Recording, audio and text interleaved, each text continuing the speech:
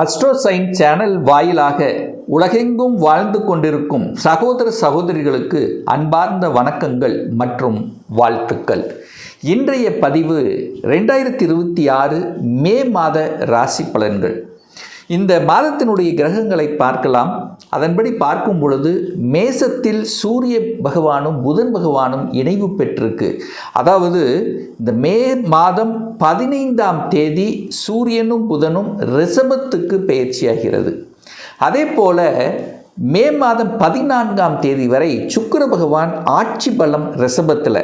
அதற்கு அப்புறம் பார்த்தீங்கன்னா சுக்கிர பகவான் மே மாதம் 14ஆம் தேதி மிதுனத்தில் போய் அமர்ந்து கொண்டு அங்கு குரு சுக்கிரன் இணைவு பெற்றிருக்கக்கூடிய ஒரு மாதமாக அமையப்போகுது. கேது பகவான் சிம்மத்திலும் ராகு பகவான் கும்பத்திலும் வீற்றிருக்க, சனி கேது அதாவது சனி பகவானும் செவ்வாய் பகவானும் இணைவு பெற்று மீனத்தில் அமர்ந்திருக்காங்கல்லவா. அதில் செவ்வாய் பகவான் பார்த்தீங்கன்னா மே மாதம் 11ஆம் தேதி அன்று மேசத்தில் போய் அமர்ந்து கொண்டு ஆட்சி பலத்தோடு அமர்ந்து வலிமையாக பலன் தரப்போகிறார். ஸோ இந்த கிரகத்தினுடைய அடிப்படையில் இந்த மே மாதம் என்ன மாதிரியான பலன்கள், சாதகம் என்ன, பாதகம் என்ன மாதிரியான தெய்வ வழிபாடு உகந்தது என்பதை பற்றி இந்த பதிவில் நம்ம டீட்டெயிலாக பார்க்க போகிறோம். இந்த பதிவை முழுவதுமாக பாருங்கள், ஸ்கிப் பண்ணாதீங்க. கண்டிப்பாக ஏதாவது ஒரு ரூபத்தில் உங்களுக்கு யூஸ்ஃபுல்லாக இருக்குங்கிறதுல எந்தவித மாற்று கருத்தும் கிடையாது. நம்ம சேனலை நீங்கள் ஃபஸ்ட்டு டைம் பார்ப்பவர்கள் என்றால் மறக்காமல் சப்ஸ்கிரைப் பண்ணிக்கிங்க. மீனம் ராசி அன்பர்களே, 2026 மே மாதம் எப்படி இருக்குது, அதுவும் குறிப்பாக தொழில் வேலை வியாபாரம் எப்படி இருக்குது அப்படின்னா 10ஆம் இடத்தை பார்க்கணும். 10ஆம் அதிபதியாக இருக்கக்கூடிய குரு பகவான் 10ஆம் இடத்தையே பார்க்கிறார். அதாவது 4ஆம் இடத்திலிருந்து 10ஆம் இடத்தை பார்க்குது. அப்போது தொழில் வேலை என்ன ஓடிட்டு இருக்கோ அதை அப்படியே நீங்கள் கண்டினியூ பண்ணுவது இந்த மாதம் சிறப்பு தான். என்ன கொஞ்சம் சனி செவ்வாய் சேர்ந்து உங்கள் ராசியில் உட்கார்ந்துருக்கிறதுனால டக்குன்னு கோபம் வரும். யாராவது ஏதாவது பேசிட்டாலே டக்குன்னு ஒரு டெம்ப்ட் ஆகக்கூடிய தன்மை, கோபப்படக்கூடிய ஆக்ரோஷத்தை படக்கூடிய தன்மை இருக்குது. அப்போ கோபம் ஆக்ரோஷத்தை பட்டு வேலை விட்டுறக்கூடாது அப்படிங்கிறத ஞாபகத்தில் வச்சுக்கோங்க. ஏன்னா உங்களுக்கு 7ரை சனியில் ஜென்ம சனி ஓடிக்கொண்டிருக்கிறது. மனதுக்கு பிடிக்காத சில விஷயங்கள் நடக்கும். நீங்கள் ஒன்று நினைப்பீங்க, அது ஒன்று நடக்கிற மாதிரி இருக்கும். மனதில் ஒரு சாட்டிஸ்ஃபேக்ஷன் இல்லாத தன்மையை கொடுத்து கொண்டிருக்கும் இந்த மீனராசி என்பவர்களுக்கு. அதாவது அட்லீஸ்ட் அலைச்சல் திருச்சலாக இருக்கும், டென்ஷனாக இருக்கும், ப்ரெஷராக இருக்கும். எதையாவது நினைத்து கொண்டு ஒன்று தொழில் நினச்சிட்டு இருப்பீங்க, இல்லைன்னா வேலை நினச்சிட்டு இருப்பீங்க, இல்லை குடும்பத்தை நினச்சிட்டு இருப்பீங்க, இல்லை கடன் இருக்குன்னு நினச்சிட்டு இருப்பீங்க, இல்லை ஹெல்த்தை நினச்சிட்டு இருப்பீங்க. எதையாவது நினைத்து கொண்டு வருத்தப்படக்கூடிய அமைப்புகள் இந்த மீனத்துக்கு உண்டு. அதனால் நீங்கள் கவலைப்பட வேண்டாம். மனதில் பாசிட்டிவ் மட்டும் நினைக்கணும். பாசிட்டிவ் நினைச்சிங்கன்னா பாசிட்டிவ் தான், நெகட்டிவ் நினைச்சிங்கன்னா நெகட்டிவ் தான் அப்படிங்கிறத மைண்டில் வச்சுக்கோங்க. அப்போது தொழில் விஷயத்தில் என்ன போய்கொண்டிருக்கிறதோ, என்ன செயல்பட்டு கொண்டிருக்கிறதோ அதை அப்படியே எடுத்துக்குங்க, அகலக்கால் வைக்க வேண்டாம். அதே சமயத்தில் வேலையில் இருக்கிறவங்களுக்கு கூட கொஞ்சம் டென்ஷன் இருக்கும், கோபம் இருக்கும். வேலையை மட்டும் கோபப்பட்டு ஆக்ரோஷப்பட்டு விட்டுறக்கூடாது. அப்படியும் மாறணும் அப்படின்னா இன்னொரு வேலையை அமைச்சிக்கிட்டு தான் மாறணும் அப்படிங்கிறத மீனராசி என்பர்கள் ஆழமாக மனதில் பதிய வைத்து கொள்ளுங்கள். இந்த 7ரை சனியில் ஜென்ம சனி காலகட்டத்தில் இன்னும் நல்லா இருக்க போது என்னென்னா, குரு பயிற்சிக்கு அப்புறம் உங்கள் மனசில் இருந்து வந்த அந்த குழப்பங்கள் தடைகள் நீங்கும். இன்னும் நல்லா இருக்க போகிறீங்க. ஏன்னு சொல்கிறேன்னா, அந்த குரு பகவான் உங்கள் ராசிநாதனான குரு பகவான் 5ஆம் இடத்துல வந்து பூர்வ புண்ணியஸ்தானத்தில் அமர்ந்து கொண்டு உச்ச பலத்தோடு அமர்ந்து கொண்டு உங்கள் ராசியை பார்க்குறார். அப்போது உங்கள் மனதில் இருந்து வந்த கவலைகள் விலக காத்து கொண்டிருக்கிறது. எவ்வளோ பெரிய சங்கடங்கள், எவ்வளோ பெரிய பிரச்சனைகள் இருந்தாலும் அதற்கு சொல்யூஷனுங்கிறது கண்டிப்பாக கிடைக்கும். வருத்தப்பட வேண்டாம். இந்த மாதம் கொஞ்சம் அட்ஜஸ்ட் பண்ணிவிட்டு என்ன போய்கொண்டிருக்கிறதோ தொழிலில் வேலை வியாபாரம் அதை அப்படியே ரீடைன் பண்ணிக்கிங்க, போதும். பெரிய டிஸ்டர்பன்ஸ் ஒன்றும் வரப்போதில்லை. கோபத்தை மட்டும் கொஞ்சம் கண்ட்ரோல் பண்ணிக்கிங்க. அதுவும் கோபம் எப்போ அதிகமாக இருக்கும்னா இந்த மே மாதம் 11 வரைக்கும் தான். அதற்கப்புறம் அந்த செவ்வாய் விலகி விடுகிறார். 2ஆம் இடத்தில் செவ்வாய் போய் அமர்ந்து கொண்டு ஆட்சி பலத்தோட ஸ்ட்ராங்காக உட்கார்ந்துருக்கார். அப்போ பொருளாதார மேன்மையை தரக்கூடிய அமைப்புங்கிறது கண்டிப்பாக உண்டு அப்படிங்கிறத சொல்லுவேன். அப்போ பொருளாதார விஷயத்தில் ஏற்றத்தை கொடுக்கும். அப்போ பொருளாதார விஷயத்தில் 2ஆம் அதிபதி 2ஆம் இடத்திலேயே ஆட்சி பலத்தோட ஸ்ட்ராங்காக இருக்கும்போது தனம் உங்களுக்கு வரணும் அல்லவா? அப்போ பொருளாதாரம் உங்களுக்கு கிடைக்கணும் அல்லவா? அப்போ பொருளாதாரம் கிடைக்கணும்னா தொழிலே, வேலையில், வியாபாரத்தில் உங்களுக்கு இருக்கணுங்கிறதான அமைப்பு. ஸோ அந்த வகையில் நல்லபடியாகத்தான் இருக்க போகிறது. அதே சமயத்தில் 4ஆம் அதிபதியாக இருக்கக்கூடியவர் புதன் பகவான். அந்த புதன் பகவான் 2ஆம் இடத்தில் அமர்ந்து கொண்டு சூரியனோட சேர்ந்து, சூரியன் அங்கே உச்ச பலத்தோட வலிமையாக இருக்குது. அப்போ அதிகார பேச்சுங்கிறது இருக்கும், அட்மினிஸ்ட்ரேஷன் இருக்கும், தலைமை பண்பு இருக்கும், சூரியனை போல பேசக்கூடிய தன்மை இருக்கும். அரசாங்க வேலையில் ஒரு சிலருக்கு இருப்பீங்க. அரசாங்க வேலையில் இருக்கின்றவர்கள் கோபப்படக்கூடாது, ஆக்ரோஷப்படக்கூடாது. இதை மட்டும் ஞாபகத்தில் வச்சுக்கோங்க. ஏன்னா ஏதாவது ஒரு டெம்ப்டை கொடுக்கக்கூடிய வாய்ப்புகள், சந்தர்ப்பங்கள் மீனத்துக்குண்டு. உங்களை டென்ஷன் ஆக்கணும், இதுதான். ஸோ அதனால் நீங்கள் டென்ஷன் ஆக வேண்டாம் என்பதை இந்த இடத்துல ஆழமாக பதிவிடுகிறேன்.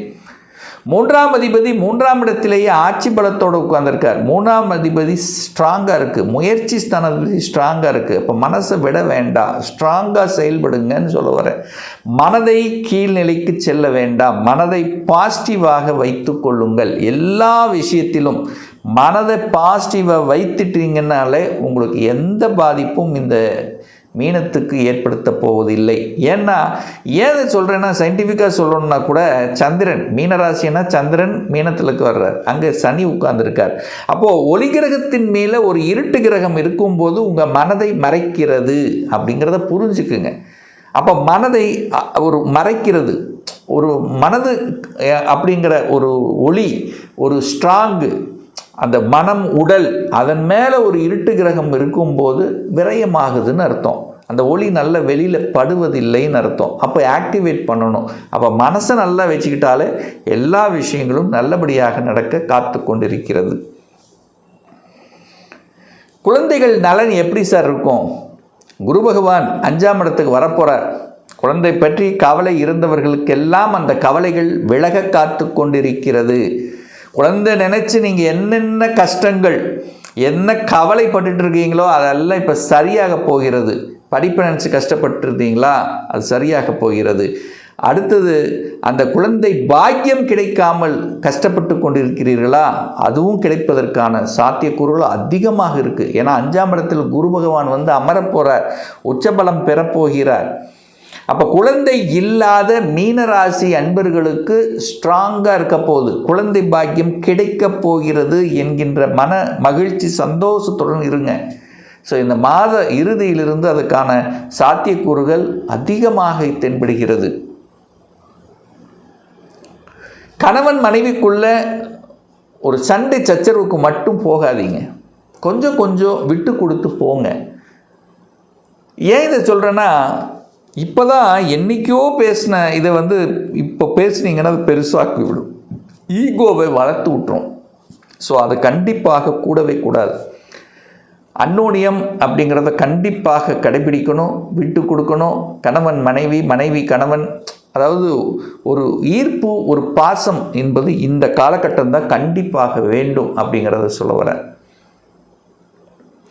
9ஆம் அதிபதி ஆட்சி பலத்தோடு இருக்க போகிறார், ஸ்ட்ராங்காக போகிறார். 9 ஸ்ட்ராங்கு, அப்போ பாக்கியம் ஸ்ட்ராங்காக போகிறதுன்னு அர்த்தம். எந்த பாக்கியத்தை நினைத்து வருத்தப்பட்டு கொண்டிருக்கிறீர்களோ அந்த பாக்கியம் ஒன்று உங்களுக்கு கிடைக்கப் போகிறது. ஒரு நல்ல விஷயம் ஒன்று உங்களுக்கு கிடைக்கிறது, அதனால் மனதில் சந்தோஷம் கிடைக்க காத்து கொண்டிருக்கிறது அப்படிங்கிறத ஸ்ட்ராங்காக எடுத்துக்கலாம். அப்போ ஒரு விஷயம் உங்கள் ஆழ் மனதில் இருக்கக்கூடிய ஒரு நல்ல விஷயம் செயல்பட காத்து கொண்டிருக்கிறது. சார், வீடு வண்டி வாகனங்கள் வாங்கலாமா இந்த காலகட்டத்தில்? தாராளமாக வாங்கலாம், வாங்குவதற்கு எந்த தடை இல்லை. ஆனால் என்ன, இடத்த வாங்கினாலும் நிலத்தை வாங்கினாலும் டாக்குமெண்ட் பர்ஃபெக்டாக இருக்கா, ஏதாவது வில்லங்கம் இருக்காங்கிறத 100% செக் பண்ணணும். ஏன்னா இந்த காலகட்டத்தில் அது மறைச்சி எதையாவது ஒன்று பண்ணிடும், அதெல்லாம் பார்க்காது. வில்லங்கத்தை இருக்குதா இல்லையா அதெல்லாம் உங்கள் கண்ணுக்கு தெரியாது. அதனால் 100% செக் பண்ணி வாங்கணுங்கிறத மட்டும் ஞாபகத்தில் வைத்து கொள்ளுங்கள் இந்த மீனராசி அன்பர்கள். சார், வெளியூர், வெளி மாநிலம், அந்நிய தேசம் போகலாம் அப்படின்னு மனசு ஆசைப்படுறது, வெளிநாட்டில் போகணும், வெளி மாநிலத்தை போய் வேலை பார்க்கணும், தாராளமாக செல்லலாம். ஏன்னா ராகு 12இல் இருக்கிறது. அப்போது வெளியூர் வெளி மாநிலம் அந்நிய தேசத்துக்கு சென்று வரக்கூடிய தன்மை அல்லது குடும்பத்தை விட்டு பிரிந்து வேலை பார்க்கக்கூடிய தன்மைகள் இதெல்லாமே இருக்கிறது. அப்போது அப்படி என்ன அர்த்தம்? நீங்கள் வெளியூர் போகலாம், குடும்பத்தை விட்டு வெளியூரில் போய் பிழைக்கக்கூடிய அல்லது வேலை பார்க்கக்கூடிய தன்மைகள் இருக்கிறது இந்த மீனராசி அன்பர்களுக்கு. சார் லாபம் கிடைக்குமா? உங்கள் முயற்சியால் லாபாதிபதியாகிய சனி பகவான் உங்கள் ராசிலேயே உட்கார்ந்துருக்கார். அப்போ சனியும் குருவும் கனெக்ட் ஆகுது. ஸோ இந்த மே மாத இறுதியிலிருந்து லாபத்தை எதிர்பார்க்கலாம்.